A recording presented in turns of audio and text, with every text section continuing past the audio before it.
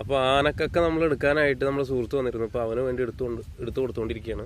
ഈ കിടക്കുന്നതിൻ്റെ ടോപ്പ് ഭാഗമാണ് ഈ കാണുന്നത്. അതുപോലെ ഇത് അവിടെയൊക്കെ ഉണ്ട്. അതിൻ്റെ വലുപ്പം കാണിച്ചാൽ ഏതാ സെറ്റ് സാധനം മുതലായില്ല വന്ന്. പിന്നെന്താ ഇവിടെ ഒരുപാടുണ്ട്. ഇപ്പം ഏകദേശം ഇത്ര കിട്ടിയിട്ടുണ്ട്. കായ് എടുത്ത് വാങ്ങിയാൽ എത്ര കൊടുക്കണം വെച്ചിട്ടാ.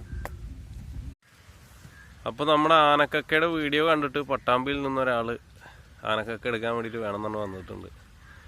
മുത്തു എന്നാണ് ആളെ പേര്. മാന്തിക്കൂട് എന്ത് അങ്ങനെ സ്റ്റക്കായി. അപ്പോൾ ഞാൻ കാണിച്ചു കൊടുത്തു ഇങ്ങനെയൊക്കെയാണ് കിട്ടുക എന്ന് പറഞ്ഞിട്ട്. എന്തായാലും ഇപ്പം നമുക്കൊരു 4-5 ഇപ്പോൾ കിട്ടിയിട്ടുണ്ട്. പിന്നെ ട്രൈ ചെയ്തുകൊണ്ടിരിക്കുകയാണ്, കിട്ടും. ഇങ്ങനെ ഈ പുല്ലുംകാടിൻ്റെ ഇതിൻ്റെ ഇടയിലൊക്കെ കയറണം, അതാണുള്ള ഒരു ബുദ്ധിമുട്ട്. അപ്പം നമുക്ക് 1, 2, 3, 4, 5, 6, 7, 8 എണ്ണം കിട്ടിയിട്ടുണ്ട്. അതിൽ 2, 4, 5 വലുതും ബാക്കി ചെറുതുമാണ് ഇതൊക്കെ കിട്ടിയിട്ടുണ്ട് കേട്ടോ. അപ്പം ഇന്ന് മൊത്തത്തിൽ പിടിച്ചത് ഇത്രയാണ്. ഒരു പെട്ടി നിറച്ചിട്ടുണ്ട്. കൊട്ടിക്കോ.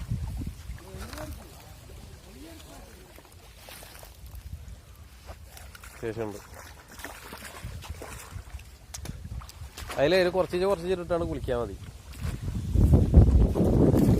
ഇതാണ് മാന്താൻ ഉപയോഗിച്ച ആയുധം.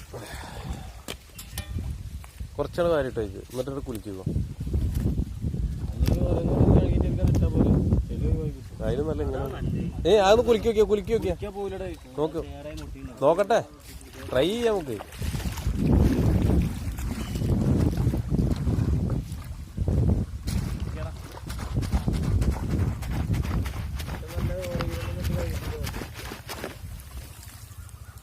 വൃത്തിയാണല്ലേ.